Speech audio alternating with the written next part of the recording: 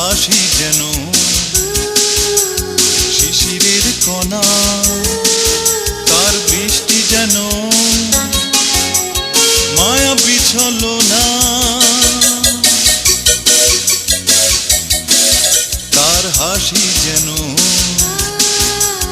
শিশিরের কণা, তার দৃষ্টি যেন মায়া বিছলো না।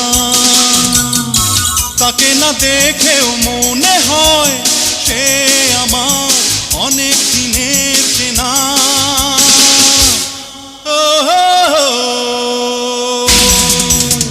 সেই মেয়েটি